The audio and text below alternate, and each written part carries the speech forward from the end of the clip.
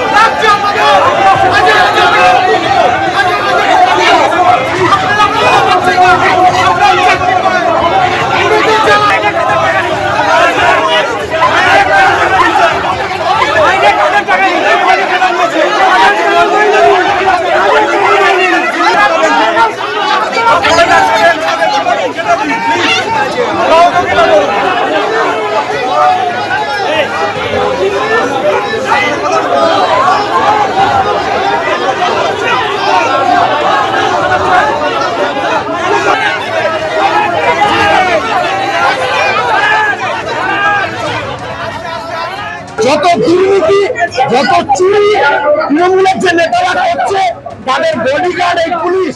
আর এই পুলিশের বাড়িতেও এই মিটার আছে, পুলিশকেও বাড়তি টাকা দিতে হচ্ছে। পুলিশ সেই মানুষকে পেটাচ্ছে, আর এই পুলিশ নির্বিশেষে পেটাচ্ছে।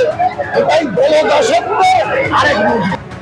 সিপিএম এর মতো প্রতিবাদে সামিল হয়েছে কংগ্রেসও। বিদ্যুতের স্মার্ট মিটারে বেলাগাম বিলের অভিযোগে বিদ্যুৎ ভবনের সামনে গিয়ে আজকে প্রতিবাদ জানায় কংগ্রেস।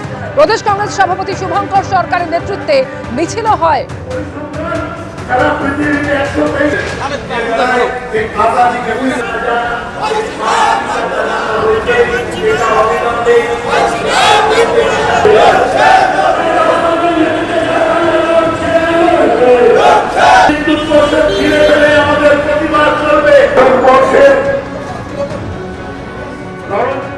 হঠাৎ করে কাল রাতে সরকার সিদ্ধান্ত নিয়েছে, রাজ্য সরকার, যে ইমিডিয়েটলি এটা স্থগিত থাকবে। কিন্তু এই প্রজেক্টটা পার্মানেন্ট বন্ধ হলো না, এটা শুধু বাই ইলেকশন, সামনে 2026-এর নির্বাচন, এটা হচ্ছে টেম্পোরারি স্থগিত করা হলো। আমরা জানতে চাই, এখানে বিরোধী দল বিজেপি একদিনের জন্য মিছিল মিটিং কিছুই তারা করলেন না, কারণ তারা জানেন কেন্দ্রীয় সরকার যাদের এই স্মার্ট মিটার লাগাবার জন্য বরাদ দিয়েছে সব বড় বড় কোম্পানি। রাজ্য সরকার এবং কেন্দ্রীয় সরকার এর বখরা কাটমানিতে ভাগ আছে।